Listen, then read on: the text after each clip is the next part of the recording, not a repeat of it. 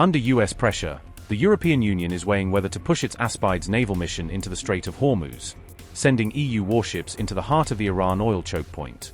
Is this a desperate move by Brussels as Middle East carnage chokes a key oil route, rattles markets, and threatens Europe's own energy lifeline? Despite an embarrassing record in the Red Sea, where Aspides has struggled to fully stop Houthi strikes, EU capitals are debating extending the same mission into an even riskier theater.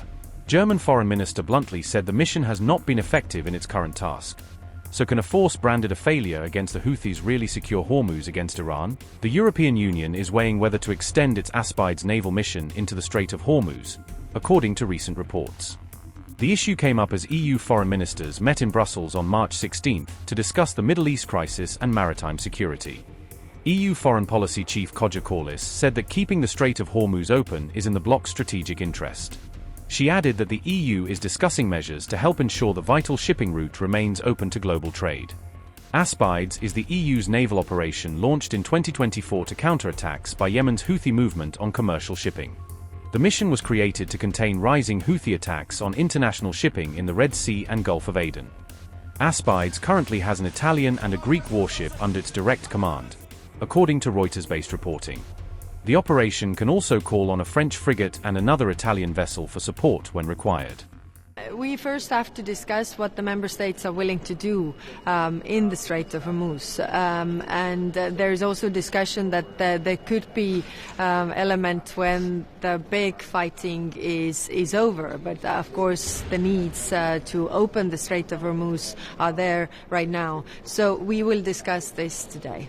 We see the easing of sanctions on oil on Russia by US is a dangerous precedent, because right now we need them to have less money for waging the war than more. And of course, the Strait of Hormuz being closed is also to the benefit of Russia to fund this war. So we need to do definitely more on this. I had talks with Antonio Guterres about whether it was possible to also have the same kind of initiative like we had the Black Sea initiative, how to get the grain from Ukraine out, because the closure of Strait of Hormuz is really dangerous for the oil supplies, energy supplies to Asia. 85% of the oil and gas through Strait of Hormuz goes to Asian countries, but it's also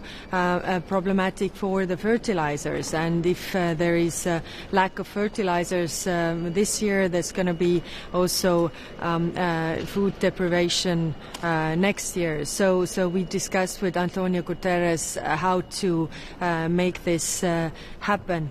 And then on our side, we have missions and operations in the region. We have Aspides. Of course, we will discuss with member states whether it's possible to really change the mandate of this mission. However, Germany has voiced skepticism about expanding the mission's mandate to cover the Strait of Hormuz. German Foreign Minister Johann Wadephul said the operation has not been effective enough in carrying out its current Red Sea protection task. The debate comes as Iran has effectively shut the Strait of Hormuz amid ongoing US-Israeli attacks and regional escalation. Iranian forces have attacked commercial ships in the narrow channel, choking off a route that carries about a fifth of global oil supply. Strikes on shipping and energy infrastructure in the wider region have led to a sharp rise in global oil prices. Pressure from Washington is growing on European and Asian partners to help secure the key shipping route.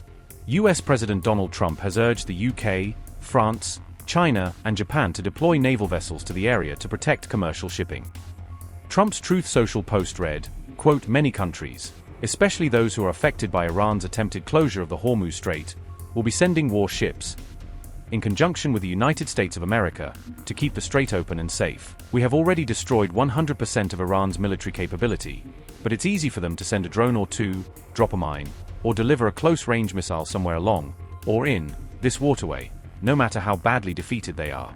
Hopefully China, France, Japan, South Korea, the UK, and others that are affected by this artificial constraint will send ships to the area so that the Hormuz Strait will no longer be a threat by a nation that has been totally decapitated.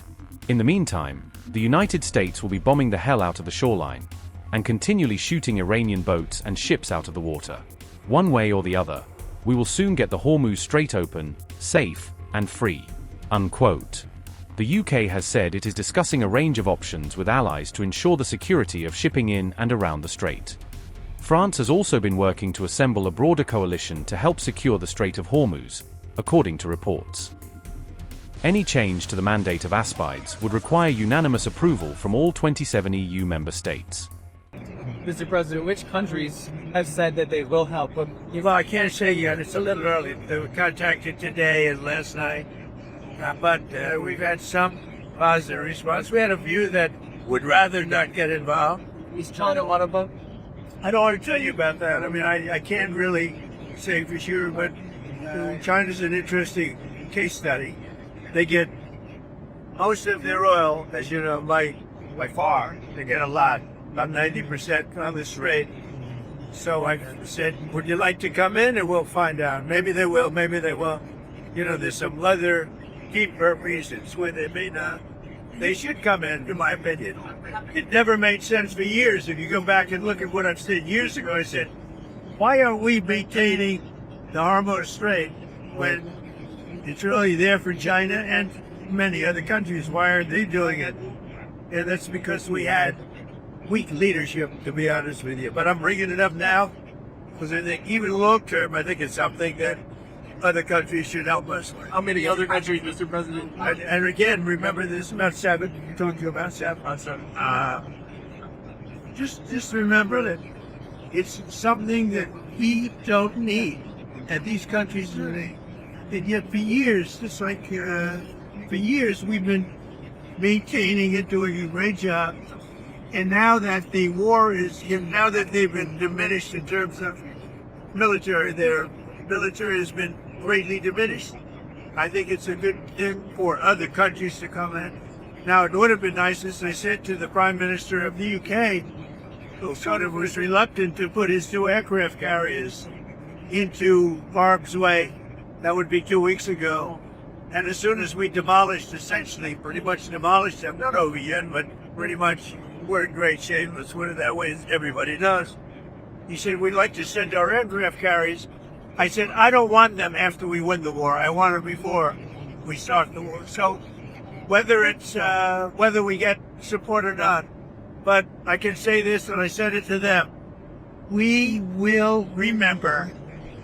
How soon would this begin? Well, it start immediately, but it will take a little time to get here. Some of the countries have minesweepers, that's good. Some of the countries have a certain type of boat that could help us. Some of the countries would be a little helpful. Remember, it only takes a couple of people to screw up the strait, a couple of terrorists. You don't need their military is defeated, but all you need is a few people dropping mines here or there, and you louse it up. So we need. I'm demanding that these countries come in and protect their own territory, because it is their territory. It's the place from which they get their energy, and they should come and they should help us protect it. You could make the case that maybe we shouldn't even be there at all, because we don't need it. We have a lot of oil. We're the #1 producer anywhere in the world, ×2, by double, at least double. Now I think it's much higher than that. But we do it. It's almost like we do it for habit. But we also do it for some very good allies that we have.